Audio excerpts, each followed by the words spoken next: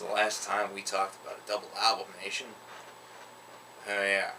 Yellow and Green by Baroness last year was actually to the point where I covered each album, or each disc in the album rather, separately, which created two videos.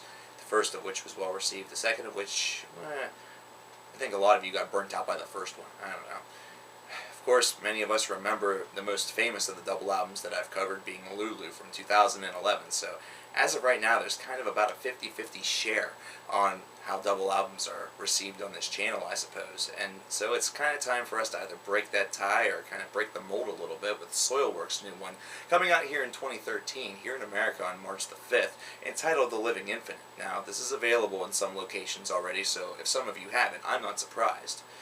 So, Soilwork is a band that has been around for kind of close to 20 years now, so they've definitely got some length behind them and longevity as far as their career is concerned. So this is not necessarily a new act. It's definitely an ambitious idea for this act, but this has been an act that's certainly not been one to stray away from ambition. Many people say that the Gothenburg idea of melodic death metal is pretty well dead, and I have to say that I'm kind of one to agree with them.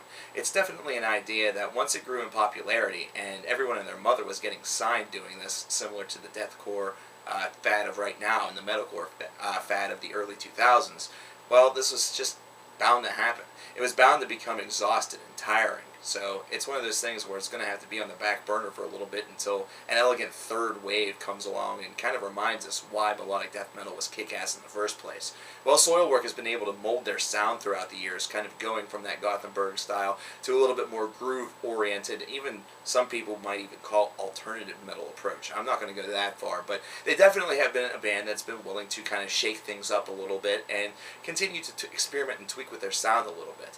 I definitely can say this. I can tell you that a lot more people are, in the metal community at least, that really enjoy the hardcore, the more true metal aspect, I suppose, really would prefer a band like Soilwork to a band like In Flames, and that's just popular opinion. This is a band that debuted with albums such as Steelbath Suicide and The Predator's Portrait, which are considered to be legendary albums of this particular subsect of metal. So as their career has continued, it's sort of blossomed, and their fans have certainly continued to maintain a firm love for them. Albums such as Figure Number 5 and Natural Born Chaos kind of reinvigorated the mold, while recent albums such as Sworn to a Great Divide have certainly kept the fans on their toes, anticipating eagerly each and every release.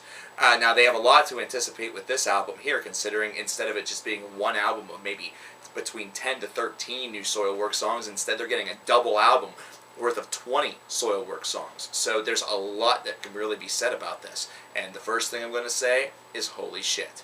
The reason why I'm going to say that first is because I've kind of fallen off the radar with Soilwork a little bit. I'll be the first to admit it.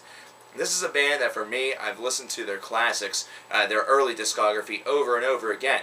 And somewhere right along the middle of their career, I kind of slacked off a little bit and kind of just fell out of touch with this band.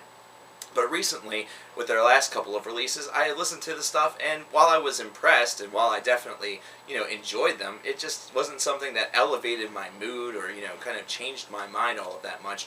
For me, it was always about the classics, until I listened to this record. This record definitely has a flow to it that's really original, and really, even though the whole melodic death metal Gothenburg style is not necessarily original by itself, this is one that's kind of gotten, a little bit more of that aggressive old style edge mixed in with the new tricks that they've already implanted. There's a little bit more of clean singing on here, so you're not going to necessarily be overwhelmed by death growls the whole entire time, which is definitely a positive for some people that perhaps are a little bit more catered to the modern metal approach as opposed to the old style approach. So this is certainly one that kind of lumps everybody together and kind of has a little bit of something for everybody, which is a good thing, because if you have 20 tracks and they all sound the same, you're going to have yourselves one hell of a boring double album. This is definitely not the case here. I felt a nice flow. I felt a great continuity amongst these tracks, almost like if I listened to the whole thing together, push it all together instead of having to take out one disc and put in another one after 10 tracks, that would really flow together in that essence as well. And the true fact of the matter is that if you do that, it really does. So really, Soilwork is a band that, whenever they were recording this album, definitely had a strong idea of balance and a strong identity of what they wanted to do and what they wanted to forge and craft with this record, and they were able to go into the studio and really replicate it nicely. Whenever you do that, you definitely are kind of, on that nice musical plateau I always talk about, where you're writing great music, you're kind of on a nice roll, there's a lot of things that you can talk about, there's a lot of things that you can do, and with a massive double album like this, you definitely have to dress to impress a little bit. They definitely have brought back the solos in full force. There is an aggression here that has kind of been lacking a little bit, but everything is very nicely smoothed over by the production. The production is able to actually work in Soilwork's favor this time, in keeping a nice balance to everything. It keeps everything really in check. One thing does not feel overly dominant as compared to another aspect of the album. And whenever they kind of go for something a little bit more elegant or a little bit more, instrumental or melodic, it's something that's dynamically showcased. It's not something that's necessarily buried underneath anything else. Now, I've been saying for a long time, it is the year 2013, so production value is sky high, even if you're just in some, upstart garage band. Any idiot that knows how to, push a couple buttons on a computer can be a, homebrew producer, so to speak. And trust me, I'm sure there's plenty in your area, because I know there's a few in mine, and well, I'm not impressed by them. I am impressed by these guys, though. I really enjoyed this album a lot. I felt like having The Living Infinite have a song on each album, a part 1 and a part 2, was definitely a great way to really keep everything together and kind of tie a nice little bow on this album.